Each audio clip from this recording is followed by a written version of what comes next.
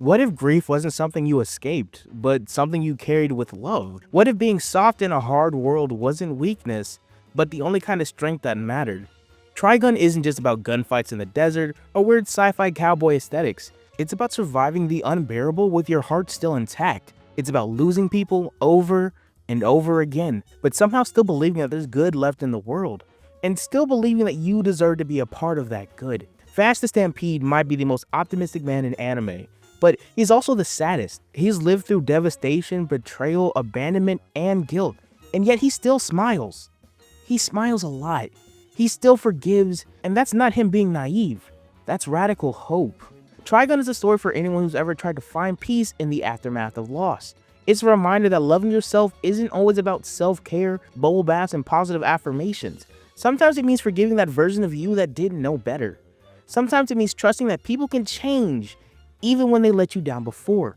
And sometimes it means holding on to your belief of love and peace even when you feel like a complete fool for trying. Because in this world, this broken world, kindness is rebellion. So yeah, Vash might be a walking disaster, but the real story, it's not about how much he's worth, it's not about how much he's destroyed, it's about how he keeps choosing connection over cruelty. And I'm hoping by the end of this video, you'll understand that's what makes him one of the most important characters in anime, even if no one talks about him like he is. So hey, I'm Remy, and I just want to know if anyone's touched on Trigun, and if not, let's. The world of Trigun is, well, dry, and that's not just the setting. That being said though, 90% of that world seems to be desert, the other 10% is saloons, but like morally dry, honestly. It's the ideal lawless planet, post-apocalyptic in spirit, where humanity barely clings on. And in the middle of all of it, there's this guy with a red coat, cool glasses, and a revolver the size of his arm. And I know it sounds like I'm talking about Alucard, but trust me, that's the Halloween episode. No, today we're talking about Vash the Stampede.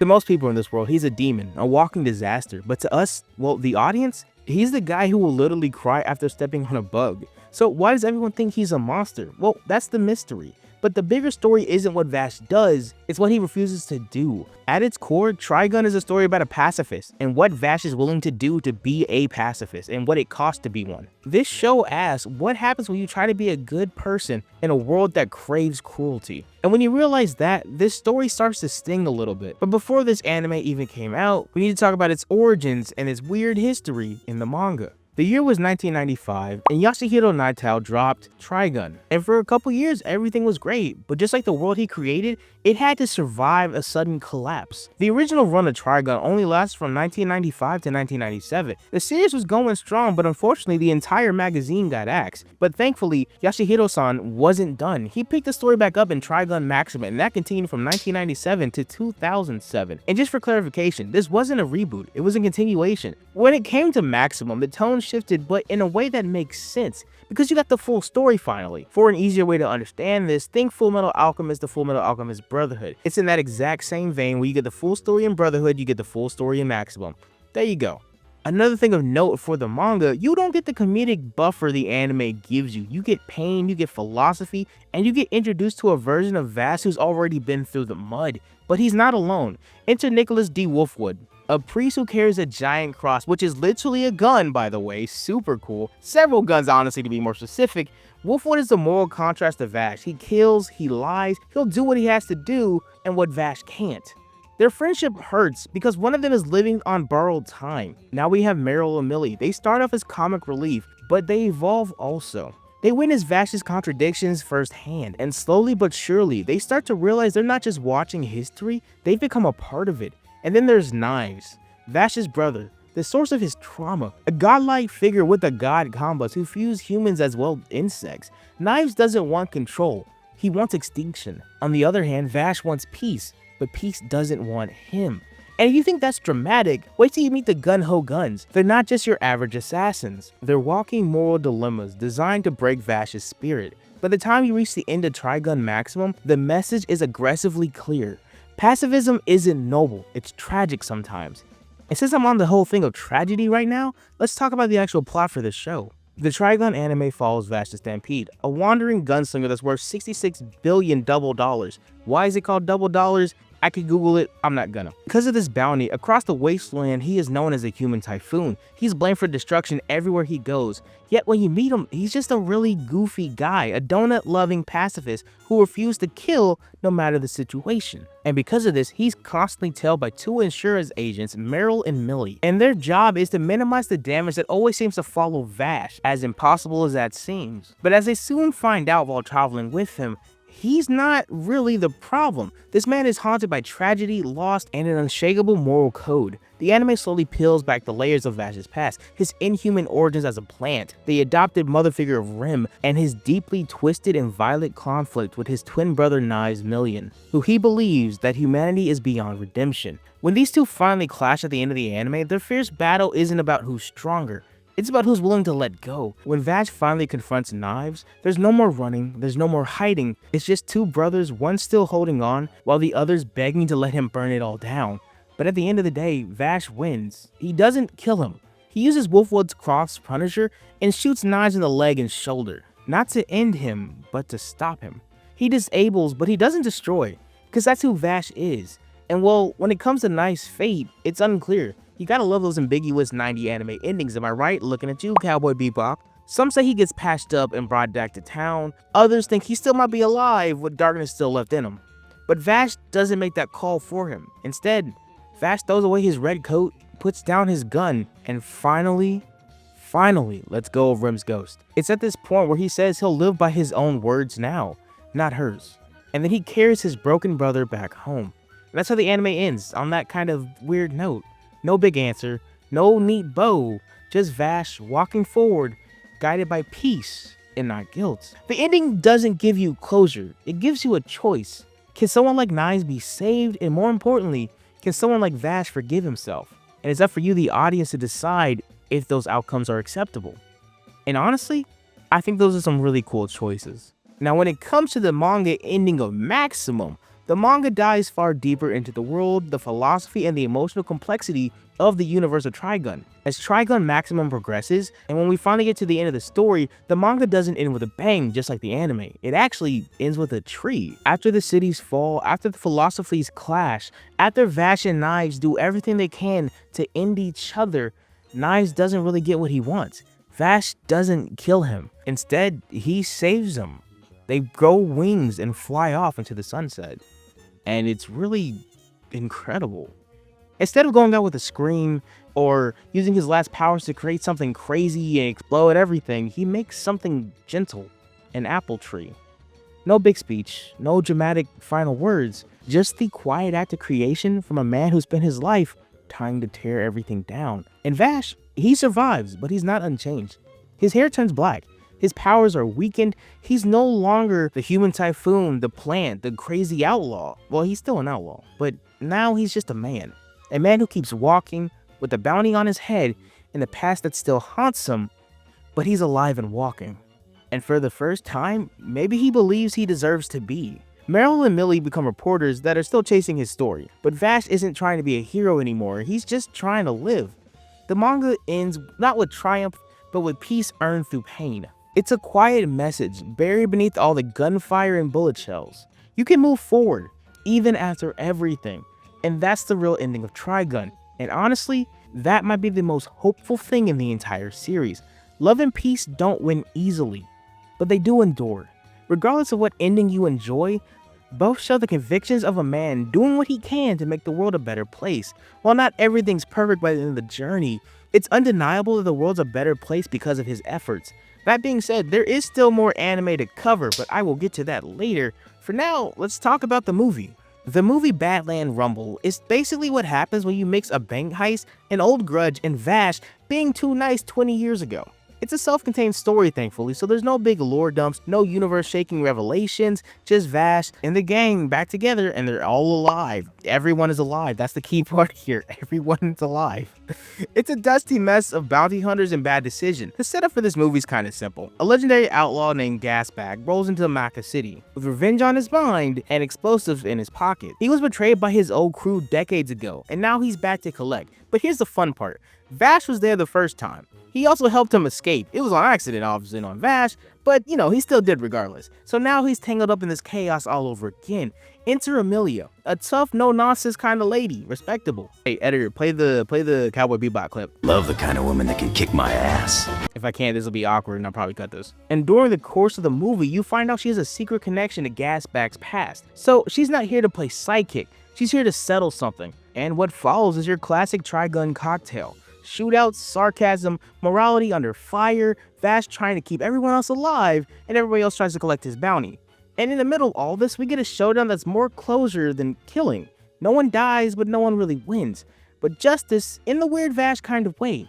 Gasback gets arrested, Amelia walks away with some peace. And as always, Vash, well, he keeps moving, being the goofy guy grinning and preaching about love and peace. My guy's acting like that's not the hardest thing to believe in the world. And there you go, that's Badlands Rumbles. It might just be a side story, but down to its roots, it's never forgotten what Trigun is about. And honestly, that's why I think it's a really good movie. And I would highly recommend it if you haven't seen it. And now, as promised, we can finally talk about that new anime. Because here comes the reboot. Trigun Stampede dropped in 2023. And it wasn't a sequel, which I thought it was originally. No, it was just a full-blown reimagining. And that made a lot of people mad, for obvious reasons. And if that wasn't bad enough, they announced it was going to be completely redesigned in 3D. No more 2D animation. And people were hot. Granted, at the time, 3D animation had a horrible wreck. Have you seen any of the Berserk animes? Every one of them are garbage. Just every, except for the 2D ones. The movies are great, but the 3D animated series they did, oh, it hurts my soul. It hurts my soul. It's so bad. So people not being pleased with this change makes sense. Thankfully though, Studio Orange kinda snapped on the 3D CGI. I'm not gonna lie to you. It actually looks incredibly good at times. Like, this is one scene that everybody talks about with the whole thing where he shoots a quarter and then he ricochets one bullet, destroying like an entire mountain. It's such a cool scene. If I can show that clip, I'll play it right here. If I can, you know, just imagine it or something. I'll do something.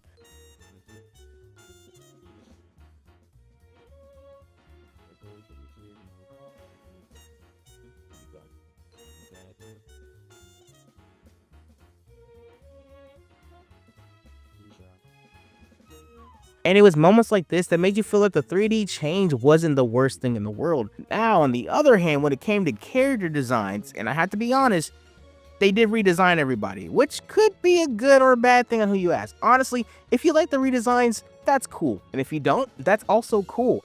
I don't personally think they're egregious, but I understand people not rocking with them. What you shouldn't have been rocking with were the changes to the overall story. The reboot is different. Be it good or bad, it's definitely different. The pacing is so much faster. They drop lore bombs almost immediately, and there's no more slow builds for the mystery behind Vash and everything. They pretty much just tell you in the first couple of episodes everything about this man. And, you know, that is a choice. I cannot condone it, but I won't bash it because technically this is a new Vash.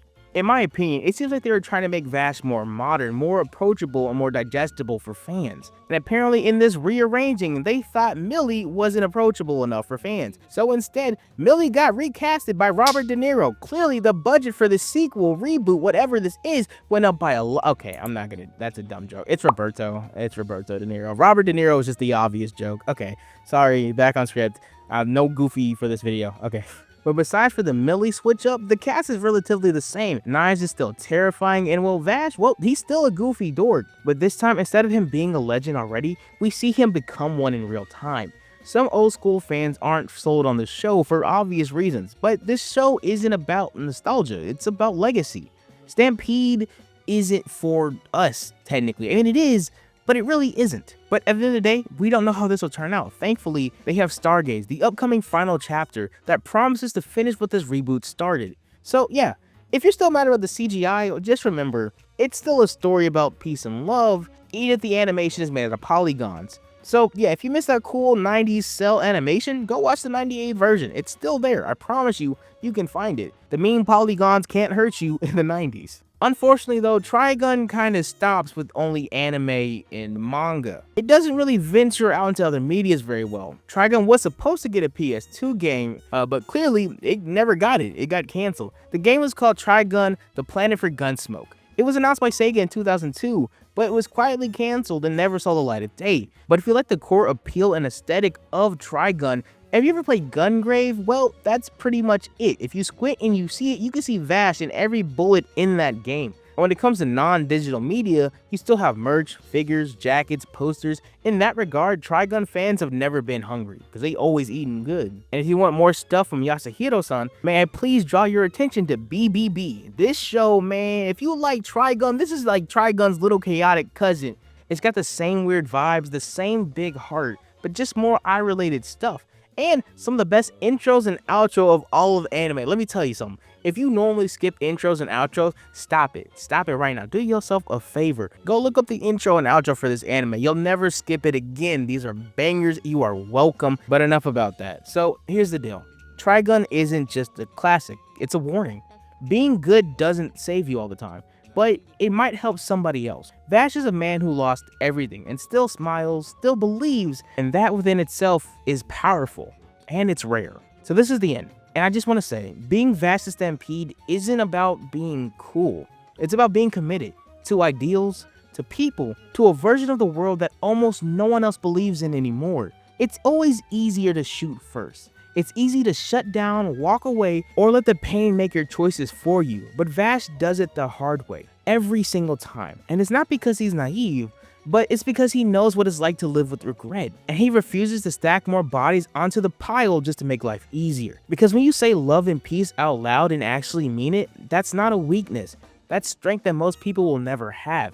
It's fighting without hate. It's forgiving people who may never deserve it. It's standing in front of someone who just tried to kill you and saying, I hope you find peace. And here's the catch. This all sounds amazing, but if you don't learn to forgive yourself somewhere along the way, those ideals might turn into chains. And well, that's Vash's whole journey, from guilt to grace, from survivor to believer. Not a perfect man, just a stubborn one. And through every version, manga, anime, reboot, movie, Trigun reminds us that being gentle in a brutal world isn't just brave, but revolutionary. So yeah, maybe Vash could have ended every fight with a single pull of his trigger, but then he wouldn't be Vash. He'd just be another gunman in the dust. And instead, we got a legend who didn't do that. One red coat, one impossible smile, and one man trying to make the world a little softer. That's why Trigun still matters. Not because it showed us how to fight, because it showed us how to live. And right now, I'm pretty sure the world could use a little bit more of that. So, hey, I'm Remy, and I just want to say, thank you for letting me check up on Trigun. And I hope you have a great day. So y'all take it easy, and I will see y'all in the next one. Later. Okay, little rant at the end of the video. I really like Trigun. I don't know if I was able to convey that through this, but dude, Trigun is so cool. Theme song kind of sucks, but that's whatever. But this show is so cool. If you haven't seen it, maybe you just haven't watched anime like that from the 90s, whatever. Go watch this anime. I always spoiled the ending, which, you know, in hindsight is pretty bad. If you got this far and you haven't seen Trigun, I'm sorry I spoiled the ending, whatever. Please go watch it regardless. It's such a good ride. It's so cool. Yeah, but that's it. Okay. Oh wait, no, that's it. Okay. Like and subscribe and all that other stuff. Bye.